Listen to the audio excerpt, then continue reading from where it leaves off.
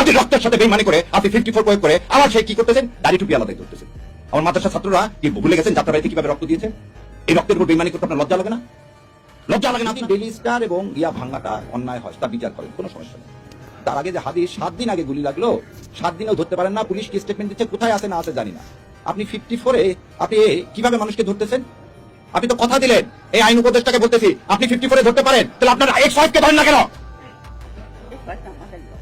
না, শাওনের কথা বলিনি। সে মৃত্যুদণ্ড ঘোষণা করতেছে আমাদের, আপনার কানে ঢোকে না?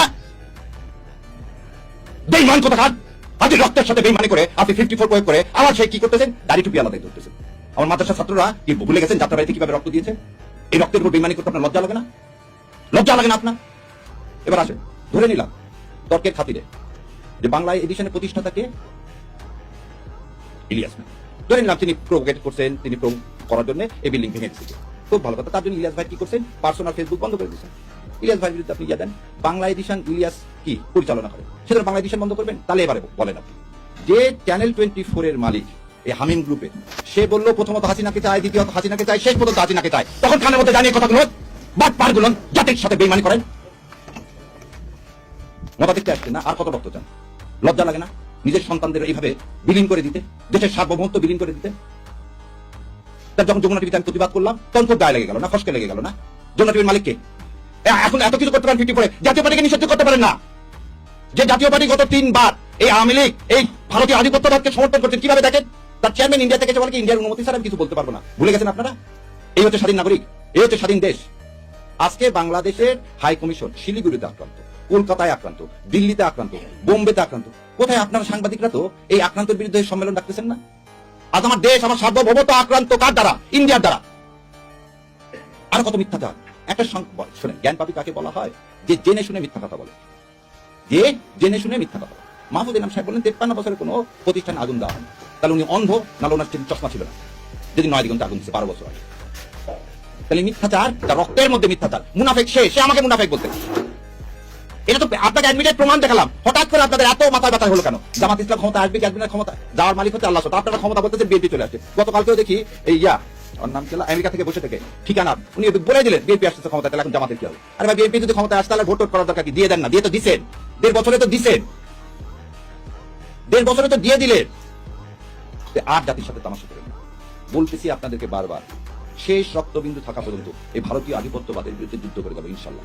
আর এই ন্যারেটিভ আর প্রথম আলো আর ডেইলি স্টারের এই ন্যারেটিভ আর ইনশাল্লাহ দেশে বাস্তবায়ন করতে দিব না। সেই জন্যই বলছি, দেখেন আপনাকে বলি, এই চ্যানেল আইতে আমি নিজে বন্ধ করে দিচ্ছি। কেন? যেদিন থেকে সমাকে নিয়ে আসছে, যেখানে ভারতীয় আধিপত্যবাদ নেবেন আমাদের কণ্ঠ বন্ধ করতে পারবে না ইনশাল্লাহ। আল্লাহ আপনাদের কান পর্যন্ত পৌঁছা দেওয়ার ব্যবস্থা করবে। কি হয়েছে আপনাদের টিভি আমরা বর্জন করলে? যেখানে যেখানে ভারতীয় আধিপত্যবাদ দেখি আমি সেখানে যা বন্ধ করে দিচ্ছি। আমাদের কথা হচ্ছে আমাদের আদর্শের সাথে লড়তে হবে, এবং সেই আদর্শটা আমরা যে পুরাবো না। আমরা আমাদের কথা বলে যাবো, যেখানে পছন্দ হবে না ভাই সেখানে যাবো। পুরানা রাজনীতি করে ভারত, এবং ভারতের দালাল হচ্ছে প্রথম আলো। শোনেন, একটা জিনিস শেষ করে দিয়ে, যার শত্রু ভারত তার আর কোনো শত্রুর দরকার নাই। যার শত্রু ভারত তার আর শত্রুর দরকার নাই, আর যার বন্ধু ভারত তার আর মৃত্যুর বেশি দিন নাই।